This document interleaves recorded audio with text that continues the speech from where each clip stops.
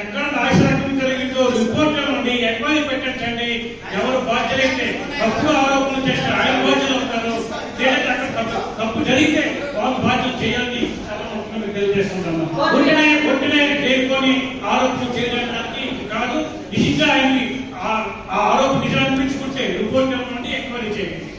ఎందుకంటే జగన్మోహన్ రెడ్డి గారి ప్రభుత్వ ఆలయంలో పక్షపాతం లేకుండా రియల్ గా అభివృద్ధి జరిగింది అంటే ఒక స్కూల్స్ కానీ లేదంటే హెల్త్ సెంటర్స్ కానీ పక్కాగా జరిగాయమ్మా.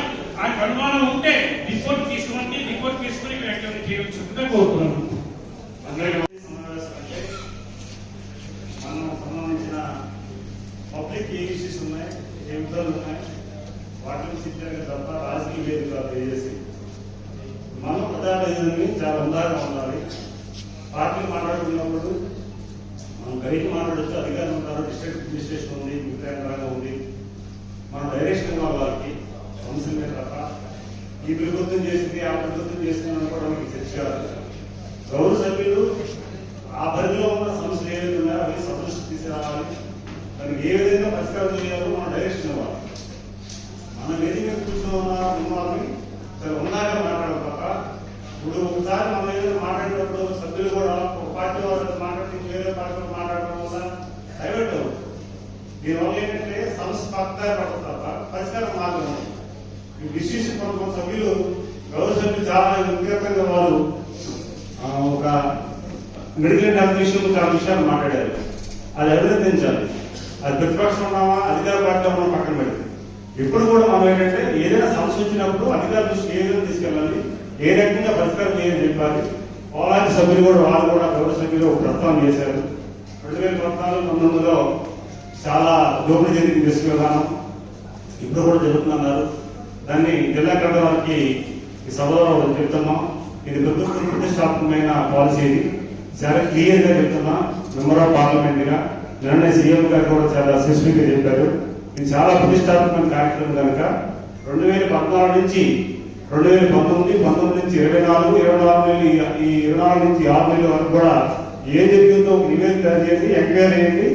దానికి సంబంధించి నిజాలు కూడా తెలియజేయాల్సిన అవసరం ఉంది. ఎందుకంటే ఇప్పుడు వారు చాలా స్ట్రాంగ్ గా చెప్పారు. అది స్టేట్ నాయకులు చెప్తుందా, జిల్లా నాయకులు చెప్తుందా, నియోజకవర్గానికి చెప్తుందా వారు చెప్పారు. 2019 నుంచి అలాగే 14 నుంచి 19 అలాగే 24 వరకు ఈ 3 టర్మ్ లో కూడా మీరు ఎంకరేజ్ చేయాల్సిన అవసరం ఉంది. ఇది చాలా, ఎందుకంటే ఒక వాయిస్ జిల్లా పరిషత్ డిస్కషన్ లో ఏదైనా డిస్కషన్ వచ్చినప్పుడు అది రికార్డ్ అవుతుంది. ఖచ్చితంగా దాన్ని మనం పాటించవలసిన అవసరం ఉందని తెలియజేసుకుంటూ గౌరవ సభ్యులు ఒకటే రిక్వెస్ట్ చేస్తున్నాను. చాలా వాల్యూ, ఎందుకంటే చాలా ప్రజలు మనల్ని ఎన్నుకొని ఇక్కడ సభ పంపించినప్పుడు చాలా ఉందాగా ప్రజా సమస్యల మీద అవగాహనతోటి మాట్లాడాలి. రాజకీయ వేదికలు మాట్లాడుకోవడానికి చాలా ఉన్నాయి. మేము ఎంపీలుగా మీ కానీ, జిల్లా చైర్పర్సన్ వారు కానీ, లేకపోతే జడ్పీటీసీ మీరు కానీ, లేకపోతే మిగతా పెద్దలు కానీ, ఎవరైనా సరే ఎంపీలు కానీ ఒక స్పష్టమైన ఇష్యూ. ఎందుకంటే గౌరవ సభ్యులు చూశాను, ఒక చర్చకు అడిగారు, ఆ చర్చ విషయంలో కూడా చెప్పాను. వాళ్ళు బాగా మాట్లాడారు. Incoming voice call from +91 93462 71020 on SIM1.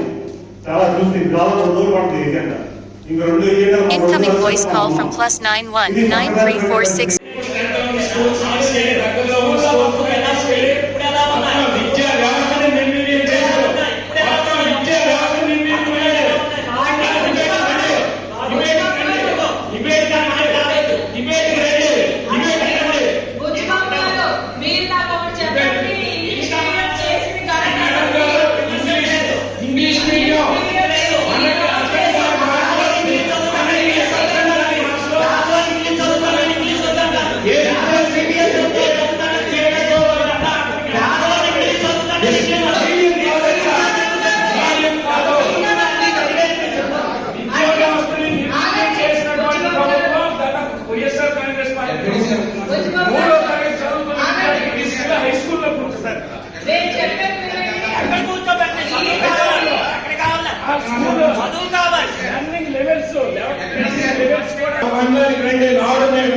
ఎంత గోల్మాలైన రుజువు చేస్తారు.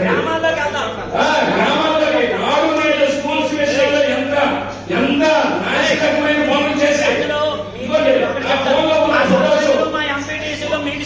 నాశకమైనటువంటి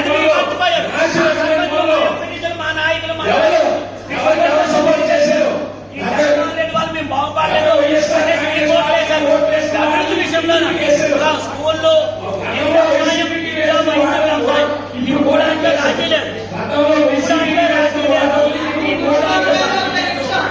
ఈ సభను మనం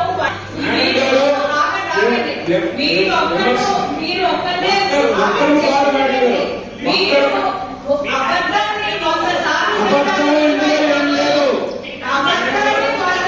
చెప్తాను నిజమైపోదండి. ఈ రోజు ఆగండి, డిఓ గారు వస్తారు, అప్పుడు మీరు మాట్లాడండి. ఆ సబ్జెక్ట్ వచ్చి నేను మాట్లాడతాను. ఈ రోజు ఒక ఇన్ఫ్రాస్ట్రక్చర్ ఇచ్చి ఏవైతే ఇప్పుడు మీ ప్రభుత్వం చేపడుతుందో, ఈ రోజు మీకు తెలుసా పిల్లల భోజనం బాగాలేదు. మొన్న నేను గొడవకి వెళ్ళినప్పుడు అక్కడ బియ్యంలోని ట్రాక్టర్ నలుగురు ఉన్నాయండి. మీరు చెప్పాలంటే మీరు చెప్తారు. జగన్మోహన్ రెడ్డి గారు ఇచ్చిన హామీ ఏంటి? మరి అవన్నీ వద్దు. ఇక్కడ మనం ఈ సభలోని సన్న బియ్యం అన్నారు మార్చారు. ఆ మాట మార్చింది ఎవరు? సన్న బియ్యంలోనే నాణ్యమైన బియ్యంగా మార్చిన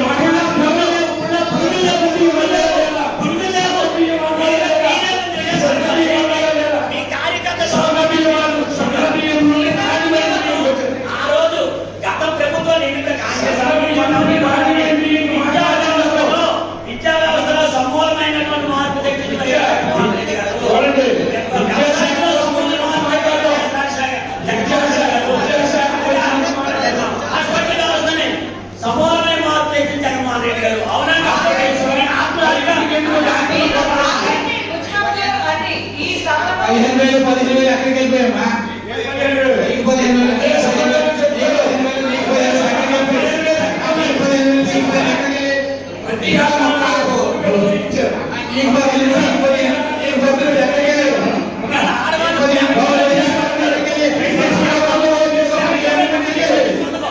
ఆడవాళ్ళు ఓటేస్తేనే కూటమి ప్రభుత్వం వచ్చింది.